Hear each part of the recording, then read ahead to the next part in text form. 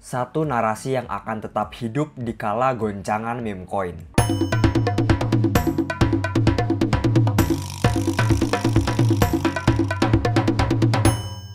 Halo semua, selamat malam, selamat datang di channel saya Pace Crypto. Hari ini saya akan membahas satu narasi yang walaupun meme coin sekarang sedang berjaya dan seakan-akan koin fundamental akan mati, saya rasa narasi ini masih sangat relevan dan juga akan sangat kuat untuk hingga akhir bull run tahun depan kawan-kawan.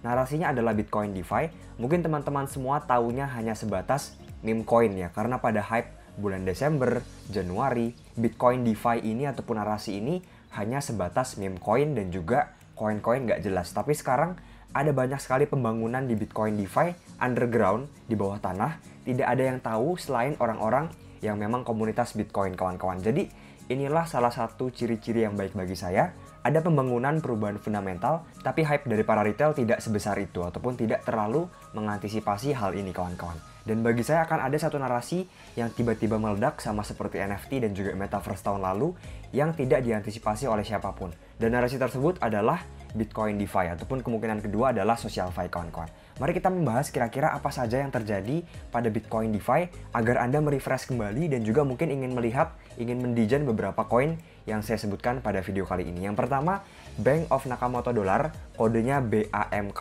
Ini merupakan sama persis seperti Ethena, jika kalian tahu Ethena ya. Jadi dia hedging the market.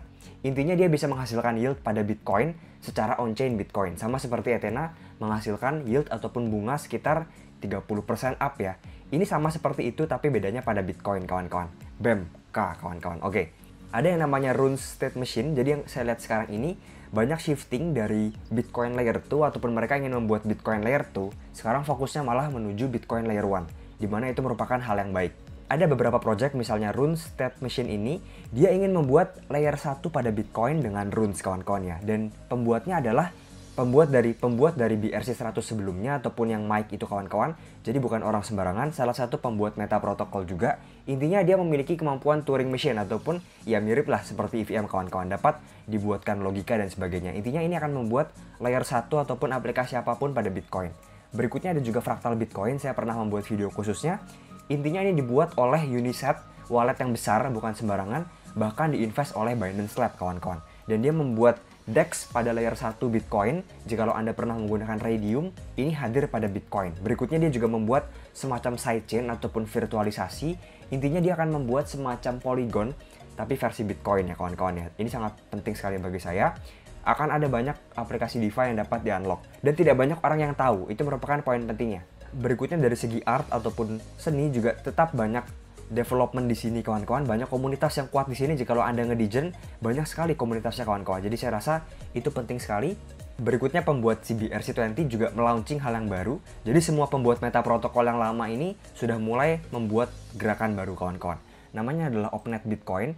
Ini akan menjadi another meta protokol, tapi bedanya dia bisa dimasukkan EVM. Pokoknya Anda boleh cek, boleh ngedigen sendiri. Intinya ini cukup besar juga saya rasa kawan-kawan ya. Yang penting di sini adalah gasnya menggunakan Bitcoin, berikutnya open source, bisa native staking di Bitcoin, artinya betul-betul DeFi di Bitcoin kawan-kawan, bukan menggunakan layer 2 ataupun chain lain dan sebagainya. Bagi saya ini besar sih kawan-kawan ya, DeFi di dalam Bitcoin. Bitcoin merupakan super aset, mungkin nanti akan tertriggernya jikalau harga Bitcoin betul-betul tembus 100.000 atau 120.000. Saya cukup yakin alt akan berdarah pada saat itu dan semua mata akan menuju ke Bitcoin. Mungkin ada kemungkinan besar narasi ini akan tertrigger kawan-kawan ya, dimana DeFi dalam Bitcoin harusnya sangat besar, terutama yang native ya, bukan yang dalam layer 2 Bitcoin. Berikutnya track juga sama kawan-kawan, ada beberapa validator yang dijual dan cukup laku, habis terus kawan-kawan. Berikutnya ada another art di sini yang sangat baik sekali, Anda boleh cek Twitternya. Berikutnya ada juga yang namanya Byzantine, di mana ini adalah native prediction market. Saya kurang tahu bentuknya seperti apa, tapi kemungkinan besar ini kita bisa mengspekulasikan harga Bitcoin di masa depan pada layer 1 di Bitcoin native karena di sini sana kawan-kawannya. Jadi ini juga sangat mantap sekali kalau saya lihat secara sekilas. Berikutnya ada DEX AMM juga yang dia mengklaim bisa nge-swap Runes, BRC20 dan juga ARC20. Dan yang terakhir di sini ada juga TAP ataupun anak dari Track, dia juga mau launching di CoinList. Berikutnya dia juga bekerja sama dengan ICP ya, menggunakan Canister dan sebagainya untuk dapat membuat smart contract pada Bitcoin kawan-kawan. Jadi intinya apa? Intinya pembangunan secara masif sekali, tapi bedanya antisipasi pasar tidak terlalu masif. Artinya ada gap yang besar. Ketika orang mengetahui gap ini nanti, akan ada shock yang membuat orang-orang FOMO kawan-kawan bagi saya pribadi. Oke, mungkin sekian dari saya, semoga bermanfaat. Jangan lupa untuk like, komen, dan juga subscribe di video saya. Terima kasih kawan-kawan.